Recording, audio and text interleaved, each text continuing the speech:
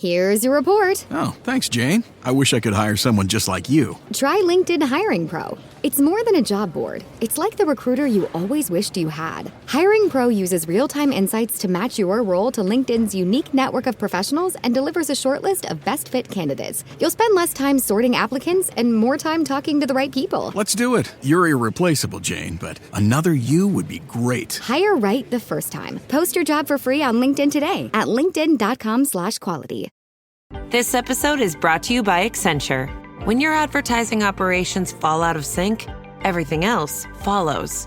Spotify and Accenture are working together to reinvent the rhythm of ad sales, using automation, analytics, and smarter workflows to simplify campaign delivery and access better data across the business. The result? Less time spent on operations, more time connecting brands with the moments and fandoms that matter most. Learn more at accenture.com/Spotify. So the internet called someone a Woonatic this week, and I haven't been this inspired by a comment section since never. Which raises a question. When exactly did strangers online get medical licenses? Asking for everyone. Today we're covering ancient Egyptian medicine, nervous system repair, and a brand new internet insult. And only one of those three has actually improved humanity. I will let you guess, because here's the thing. The ancient Egyptians healed with the hum of a bee.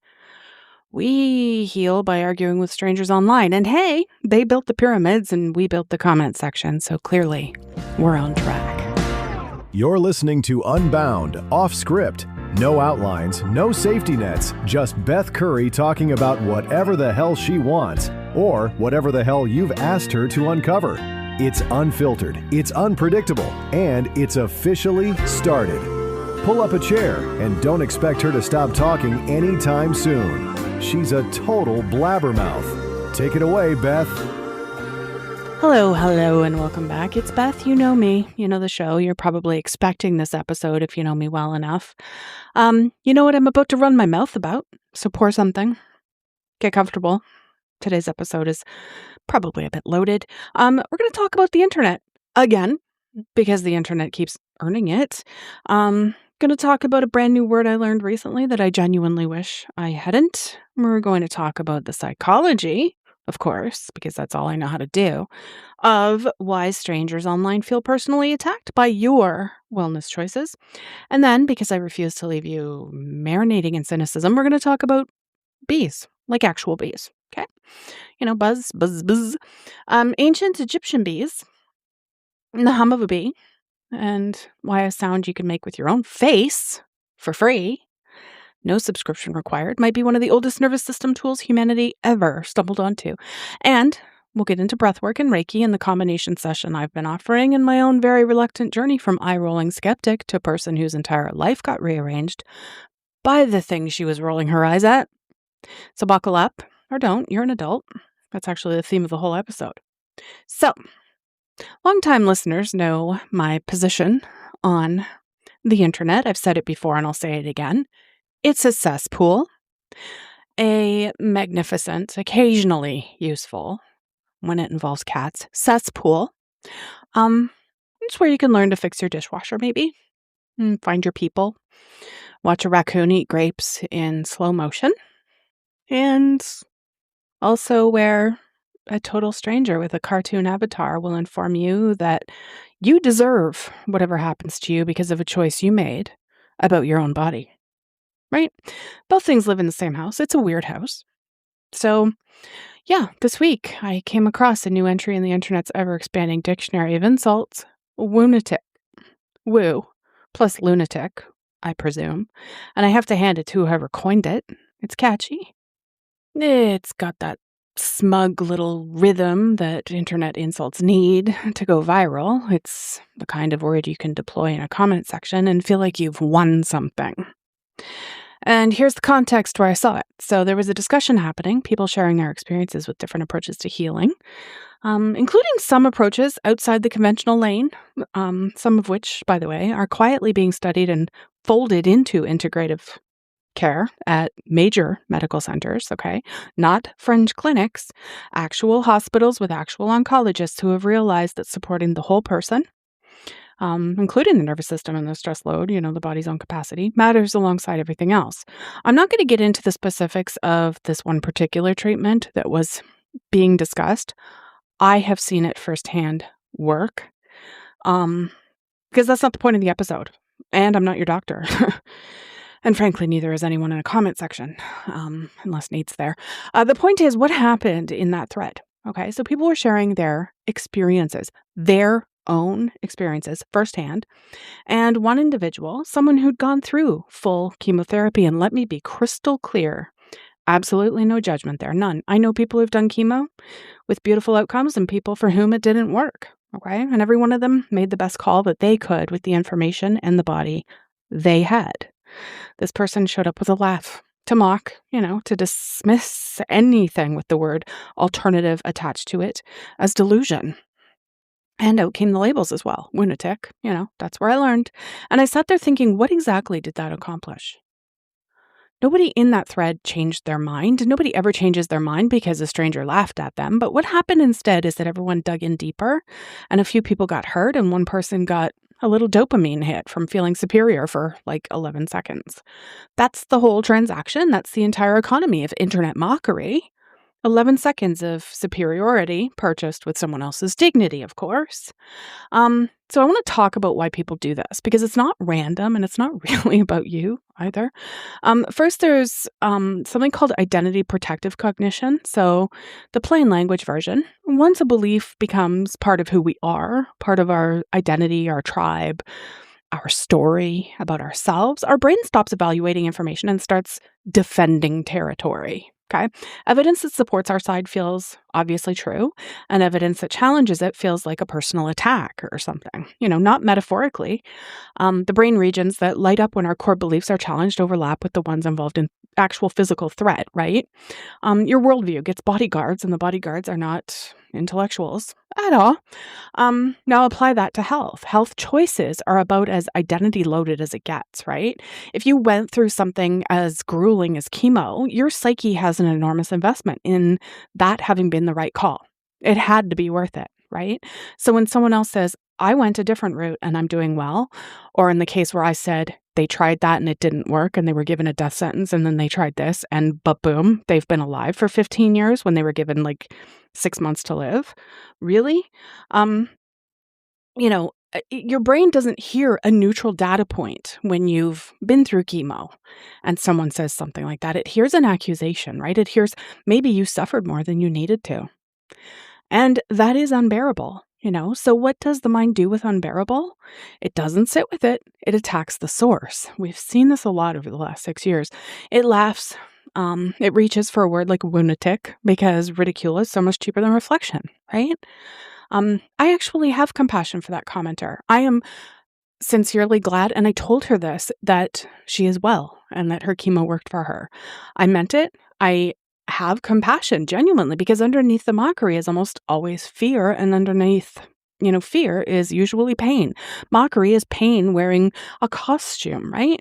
It's just a shame that the costume has a keyboard. So anyway, second, there's like the moral flavor of it. Sociologists have pointed out that health has basically become a modern morality system. We don't just think choices are effective or ineffective anymore. We think that they're virtuous or sinful. Eat this way, you're good. Skip that protocol, you're irresponsible. And once health kind of becomes morality, disagreement becomes heresy, and heretics don't get debated, right? They get names. Woonatic, sheep, shill, crunchy. Pick your poison, right? Like every side has a slur for the other side, which should probably tell you something. When both teams have jerseys and insults, you're not watching science anymore. You're just watching sports. One of my favorites, though, is the third one. And it's my favorite because it's so damn petty. There's the audience effect, right? Almost nobody mocks a stranger's health choices in person, face to face over coffee, watching someone's eyes while they tell you what they've been through. The mockery evaporates. Online cruelty is a damn performance. It's for the bleachers. It's not for the person. The commenter isn't talking to the woonatic. They're performing for everyone watching, and they're auditioning for their tribe, really. Which means the insult was never really a message. It was more of a mating call for approval.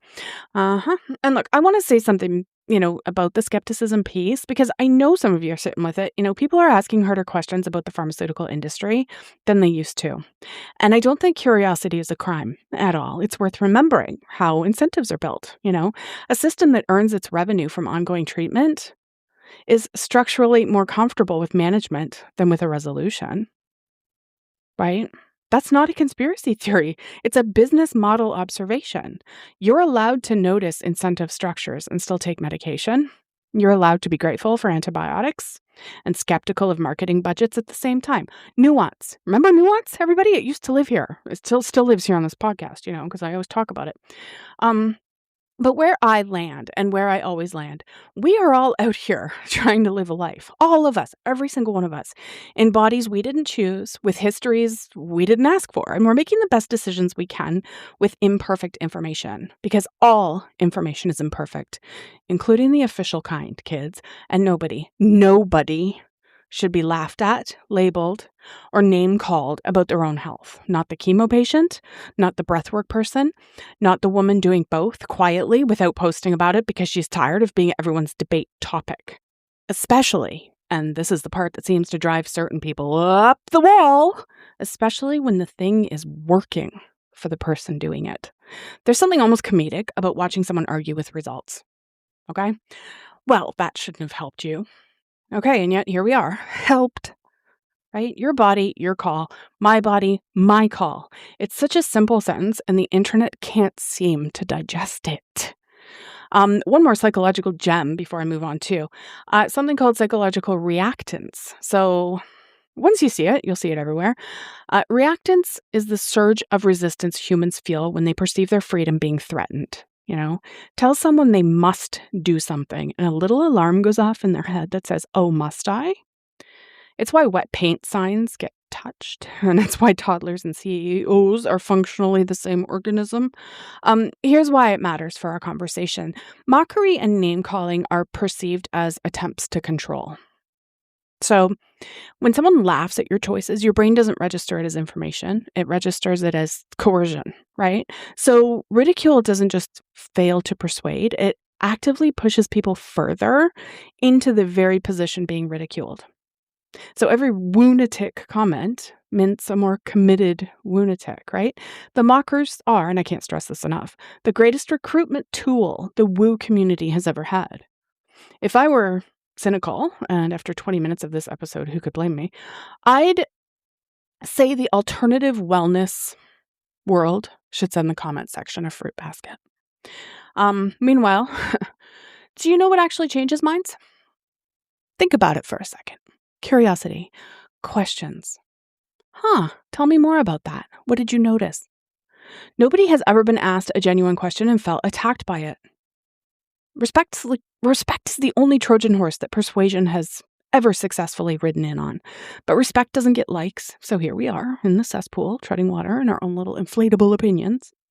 The last piece of this too, certainty is a comfort behavior. The more frightening a topic is, and nothing is more frightening than illness and mortality, the more desperately people cling to certainty, any certainty, and punish those who threaten it. So someone confidently mocking another person's health journey is, very often someone who cannot afford emotionally to consider that the world is more complicated than their framework allows, right? Their certainty is a weighted blanket. Your different choice is someone tugging at the corner of it. And that's the whole fight right there. It was never about you, right? Okay, so I'm just going to calm down a little bit there because I can go off on little tangents like that when I get annoyed by things. Deep breath, literally, we're getting there. I want to pivot from the worst of humanity to some of the oldest and loveliest of it. I came across something recently that I've not been able to stop thinking about. The ancient Egyptians, the people who gave us paper, surgery, eyeliner, and an architectural flex that we still can't fully explain, apparently also used sound as medicine, and not elaborate sound, not a 40-piece orchestra or anything like that, just one sound, a hum. Specifically something like the hum of a bee, a low sustained buzzing hum used to slow the heart and settle the body and help it heal. It wasn't a chant, it wasn't a prayer, it was just a hum. And when I first read that, the skeptic in me, She's still in there. She has a small apartment and she pays rent. The skeptic in me went, sure. And they also worshipped cats. But then you look at what modern research is actually finding out about humming, and you have one of those moments where the ancient world reaches across like 5,000 years and kind of taps you gently on the shoulder, like, it took you long enough, dumbass. Because, the thing is, the bee was sacred in Egypt. Bees were tied to royalty, to the sun god, to the tears of Ra, according to one myth. Honey was medicine. It still kind of is. You can't deny that, it's still a thing. They packed wounds with it. And fun fact, we still use medical grade honey in wound care today because it turns out honey is antibacterial. And the Egyptians just, I don't know, they knew that. They knew it through observation and without a single peer-reviewed journal in sight and without calling, their friend a Woonatic for using it. So when a culture that obsessed over bees also develops a healing practice that sounds like a bee, I don't think that's coincidence. I think it's pattern recognition by people who were extremely good at paying attention because they didn't have the internet. And they weren't alone. So over in India, yogis developed Brahmari pranayama. So Brahmara literally means bee in Sanskrit, the bee breath. You inhale, and on the exhale, you make a soft, steady humming sound, like a bee. Sometimes the ears gently close so the vibration fills the whole skull. This practice is thousands of years old, and it was prescribed for agitation and anger and anxiety and sleeplessness, Two ancient cultures, no group chat between them, both landing on hum like a bee and feel better. So when separate civilizations independently invent the same tool, I start taking the tool seriously and get called a Woonatic. But anyway, science. There is science. It's the part where the lab coats catch up to the temple priests, I guess. And I say that with love for the lab coats. This is genuinely fascinating research. So first thing, nitric oxide. Researchers found that humming dramatically increases nitric oxide levels in the nasal passages compared to quiet exhaling. We're talking increases on the order of 15-fold in some measurements. Not 15%, 15 times. Nitric oxide is a molecule that your body uses as a signal. It helps dilate blood vessels and supports oxygen delivery and plays a role in immune defense in the airways. And the vibration of the hum essentially stirs the air in your sinuses and releases this molecule into your breath stream. So your face is like a tiny pharmacy, and humming is how you open the register, I guess. Number 2 is the exhale itself. So humming forces a long, slow, extended exhale, right? You physically cannot hum on an inhale. Go ahead, try it. I'll wait. You look ridiculous, by the way. Welcome to the club. And long exhales are the classic doorway into the parasympathetic nervous system, right? The rest, digest, repair side of your wiring. Talk about it all the time. When your exhale is longer than your inhale, your heart rate kind of eases down on the out breath. And my favorite thing, your vagus nerve, the great wandering nerve that connects brain to heart to gut, gets the message that you're safe, and the whole system downshifts, right? You get a slower heart rate, softer shoulders. The Egyptians said it slowed the heart. The Egyptians were right. Number 3, there's the vibration, right? So the hum resonates in your chest, your throat, and your skull. And that vibration stimulates the areas rich in vagus nerve endings, which is part of why humming and chanting and singing kind of show up in basically every contemplative tradition on earth, right? Monks chant, congregations sing, grandmothers hum in kitchens. Your nervous system kind of has a tuning fork built right into it. And every culture found it in one way or another. Number 4 is the brainwaves. So slow and rhythmic sound-based breathing practices are associated with shifts toward the slower, calmer brainwave states, right? The ones linked to relaxation and that kind of pleasantly floaty, meditative feeling. That state right before sleep where everything goes soft at the edges. And for some people, that's when you suddenly lurch, your whole body just goes, bleh. But anyway, humming is one of the vehicles that can drive you toward that neighborhood while you're still awake. Okay, so let's tally this up, shall we? Nitric oxide, oxygenation, extended exhale, vagal stimulation, brainwave shifts, nervous system regulation, all from a sound your body makes for free. And here's my little dry observation of the day. If a company could patent humming, it would probably be a $900 device with a companion app and a monthly subscription and a wait list. And there would be influencers and probably a founder in a black turtleneck saying the word biohacking until it lost all meaning. But because it's just, your face, it gets called woo. Isn't that interesting? The fastest way to get a healing practice dismissed is for it to be free or cheap. But that's going back to segment 1, and I'm not going to do that. Somewhere, a 5,000-year-old Egyptian physician is watching us, purchasing vibrating wellness gadgets and laughing into their honey wine. I don't know. Try it this week. That's your homework. And notice how gentle this homework is. Like once a day, just sit somewhere you won't be perceived. The car is the intentional headquarters of secret humming, I think. Inhale slowly through your nose, and on the exhale, hum instead. Just low, soft, steady, like a contented bee with nowhere to be. Do 5 or 6 rounds, and then notice your heart and notice your jaw and notice the exact moment that your body kind of remembers that it doesn't have to brace against the world every second of the day, right? That's it. That's it. That's the ancient technology. No login, no subscriptions, nothing. None of that's required. So all this kind of brings me, of course it does, you knew it would, to breathwork.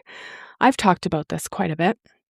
And also to Reiki. I am a Reiki master, certified. And to the thing I've been offering lately that combines both of them, which I want to tell you about really quick, not as an ad, but more as a story, because the story's the whole damn point. I'm going to start with the ritual because I think we underestimate it catastrophically. A ritual is not the same as routine, okay? A routine is, brushing your teeth. A ritual is more of a container. It has a beginning, a middle, an end, and it tells your nervous system something different is happening now. You can put the armor down. Humans have always known this. We light candles before meals. We ring bells before meditation. We play the same song before the big game. The ritual isn't superstition. It's like more of a doorway, I guess. It's the body's cue that we're stepping out of survival time and into something else, right? Modern life, I don't know, it stripped most of our rituals away and replaced them with notifications. And then we wonder why nobody's nervous system can find the off switch, right? We took away all of the doorways and now everyone's just like in the hallway forever, refreshing the hallway. But breath work, done with me in a facilitated setting, is ritual in its purest form. There's the arrival, there's the intention, the lying down, which by itself is radical. Like, when's the last time you laid down in the middle of the day for a reason other than illness or despair? Right? There's the guided breathing, the music, the wave of it. The breath becomes rhythmic and intentional, kind of bigger than your usual sipping air at a desk breath. And then something starts to move. And I mean move, like emotion that's been sitting in the body storage unit for years, decades in my case, starts getting carried toward an exit. Okay. The thing in trauma research that it keeps confirming, and the ancient practices always assumed, I've talked about it a lot, it's an actual book you should read, the body keeps the score. Experiences we never got to complete, fear we couldn't run from, or grief we couldn't cry, anger we had to swallow to stay safe or loved or employed, don't evaporate just because time passed, right? They get stored. And it shows up in muscle tension and shallow breathing patterns and in a nervous system that idles at high alert like a car revving in park, right? You can understand your story perfectly. You can narrate your childhood like a damn documentary and still carry it in your shoulders, right? Insight lives upstairs. The residue lives downstairs. And the breath is one of the only staircases that connects the 2 floors. So now Reiki, and I can feel some of you tensing up, and I love that for us because I was you. Reiki is a gentle hands-on or hands-hovering energy practice. The practitioner isn't necessarily doing anything to you in the forceful sense. It's closer to holding kind of a quiet, very intentional space while your system does what systems do when they finally feel safe, right? Settle, release, reorganize, whatever. It's the mechanism fully mapped by science? No, it's not. Do people rise off the table describing profound calm and emotional release and warmth and the sensation of something unknotting? Constantly. It's true. And after everything we just covered about the internet, you know exactly where I stand on people's direct experience. I'm not going to laugh at it. I've seen too much, and I personally have felt too much. So here's what I started offering. I started offering a facilitated breathwork and Reiki session combined. So it's one container, one ritual, and 2 doorways. So the breathwork opens the system, kind of stirs the sediment and brings what's stored up to the surface and gets the energy and the emotion moving. And then the Reiki meets it there. Instead of ending a big breathwork journey and sending someone back into traffic still vibrating like a struck bell, the Reiki portion kind of becomes the landing, right? The integration, the long exhale of the whole experience. The breath is the storm in the most cleansing sense of the word.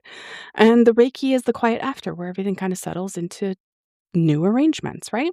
And I'll be honest with you. I'm honest with every client before we begin. It is intense. This particular one I offer is specifically for people who have a hard time letting go of something, either letting go of a heartache or a heartbreak or a person or somebody did something wrong to them, or maybe they can't forgive somebody for something and they really want to and they've been trying forever. Maybe they can't forgive themselves for something. So it's a letting go kind of an experience. And it's intense. It's not a scented candle nap. People cry and people shake and people laugh at memories that they haven't visited in 20 years. People meet things in themselves that they've been efficiently avoiding since the 90s. And this is the part I never get tired of, they come back. They do the big initial session, the deep one, the one where they literally feel energy. I promise you, if you do a session with me, you will feel energy and it will freak your freak because you will not know what you're feeling, but that's all it is. It's just energy. But yeah, they come back, they return for maintenance on their own timeline, right? Once a month, every 6 weeks, maybe whenever the noise starts creeping back in, they are repeat clients, not because they've got a punch card, but because their own body learned what regulated feels like. And once you know. You can't unknow calm. Trust me. Your body remembers, right? It has changed lives, and I get to watch it happen, which is the strangest, most humbling job description I've ever had. I want to paint a picture of it for you, for those of you who are curious, because intense breathwork can sound intimidating, and the reality is much more human. We're going to begin by talking, what's present, what's asking for attention, what the body's been kind of saying to you, and then the intention gets set, not so much as a wish, but more of a direction, right? And then the breathing begins. It's guided the whole way. And I want to be clear about the word facilitated. I'm trauma informed as well.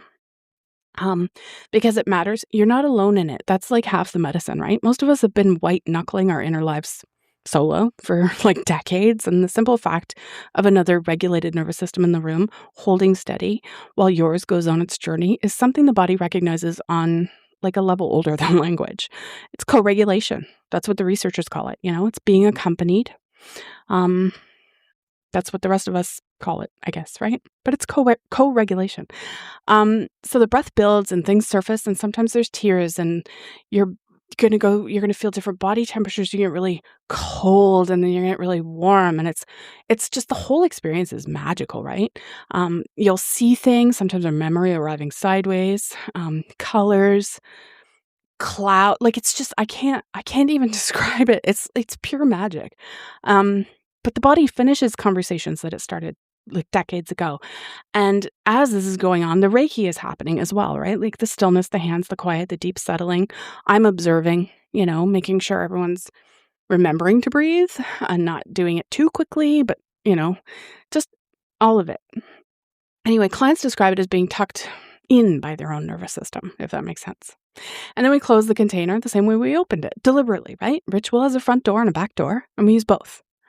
You don't leave a session like that the way you leave a Zoom meeting, right? You leave it the way you leave a temple, slowly and slightly different.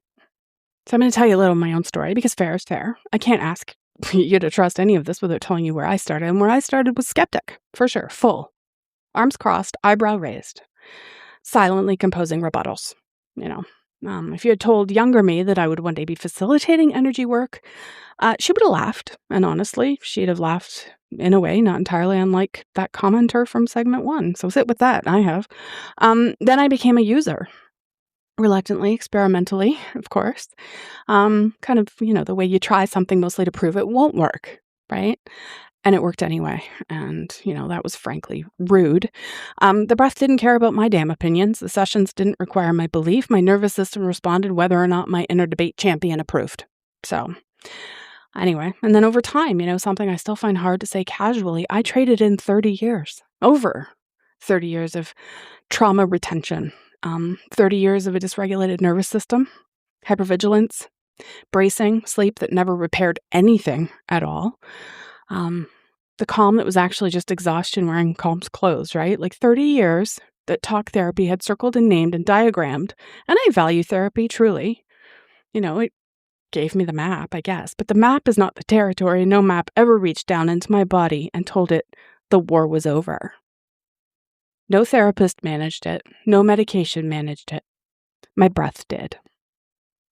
So the work did. What I have now, actual peace, actual calm, the kind that lives in the tissues and not just in my words. No one handed me that. I breathed my way to it, one ridiculous, skeptical, life-altering session at a time.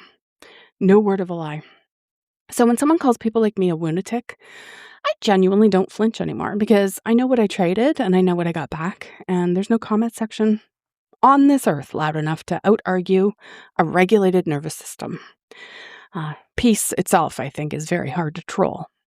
So let's land this plane, okay? Because, wow, the internet's going to keep being the internet, of course, and I'm sure I'll do another episode where I'm complaining about it again. There will be a new insult next month. Someone's probably workshopping it right now. God bless. People will keep performing certainty at each other from behind stupid avatars, right? You can't fix that. What you can do is refuse to play. Make your health choices and let others make theirs, right? Extend to the chemo patient and the breathwork devotee the same radical courtesy, the assumption that they are a whole human being doing their damn best inside a body you know nothing about, right? Judgment is loud and cheap. Compassion is quiet and expensive. Spend the money, okay? And when the noise gets to you, when the cesspool splashes, you now have a 5,000-year-old tool that fits in your own throat. Close the apps, close your eyes, breathe in through the nose, hum. Slow the heart the way the Egyptians did, the way the yogis did, the way, the bees have been demonstrating free of charge this entire time. Not a chant, not a prayer, a hum. And it's yours. You can do it. If this episode resonated, share it with someone. No name calling in my comment section, though. We're not hypocrites here. If you're curious about breathwork, the breathwork Reiki sessions, you have to be local. These have to be done in person. These cannot be done online. You know where to find me. I actually have something coming up in the next week or two I'm going to be announcing. Basically free experiences valued at almost $200.